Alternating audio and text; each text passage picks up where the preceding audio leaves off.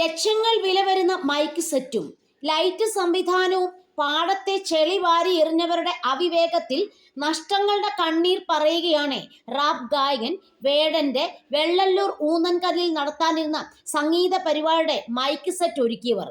Mic ബോക്സിന്റെ ഉള്ളിലെല്ലാം ചെളി കയറി, ലൈറ്റ് സംവിധാനം പലതും തകർത്തു. ആരാധകർ അറിയുവാൻ നിങ്ങൾ കാണിച്ചത് വെറും മോശമായ ഒരു കാര്യമാണ്. 3 ദിവസത്തെ കഷ്ടപ്പാടാണ്. നിങ്ങൾക്ക് വേണ്ടിയാണ് ഞങ്ങൾ അവിടെ വന്നത്. നിങ്ങൾക്ക് വേടന്റെ സൗണ്ട് കേൾക്കാനായി ഇരുട്ടിൽ വേടനെ കാണാനായി സജ്ജീകരിച്ച സാധനങ്ങളാണ് നിങ്ങൾ നശിപ്പിച്ചത്. മൈക്ക് സംവിധാനം ഒരുക്കിയവരുടെ കുറിപ്പിൽ പറയുകയാണ് ഇങ്ങനെ: LED വോൾ സ്ഥാപിക്കുന്നതിനിടെ വൈദ്യുതാഘാതമേറ്റ് ടെക്നീഷ്യൻ മരിച്ചതോടെയാണ് റാപ്പ് ഗായകൻ വേടന്റെ വെള്ളല്ലൂർ ഊന്നൻകല്ലിൽ നടത്താനിരുന്ന സംഗീത പരിപാടി റദ്ദാക്കിയത്. ഇതോടെ സ്ത്രീകൾ ഉൾപ്പെടെയുള്ള ജനക്കൂട്ടം പ്രതിഷേധിച്ച് സ്റ്റേജിലേക്ക് ചെളിയും കല്ലും വാരിയെറിഞ്ഞത് സംഘർഷത്തിനിടയാക്കി. ശബ്ദ സംവിധാനങ്ങൾക്കായി എത്തിച്ച ഉപകരണങ്ങൾ പലതും നശിച്ചു. LED വാൾ സ്ഥാപിക്കുന്നതിനിടെയാണ് ടെക്നീഷ്യൻ ആറ്റിങ്ങൽ കോരോണി ഇടയ്ക്കോടെ ഇളയന്റെ വിളവീട്ടിൽ ലിജു ഗോപിനാഥ് ഷോക്കേറ്റ് മരിച്ചത്.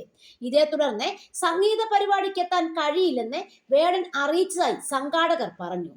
പുല്ലുവിളാകം ശ്രീ ഭദ്ര ദർഗ ദേവി ക്ഷേത്രത്തിലെ അത്തം ഉത്സവത്തോടനുബന്ധിച്ച് ഊന്നൻകല്ല് ബ്രദേഴ്സാണ് ഊന്നൻകല്ലിൽ വ്യാഴാഴ്ചയാണ് സംഗീത പരിപാടി നടത്താൻ നിശ്ചയിച്ചിരുന്നത്.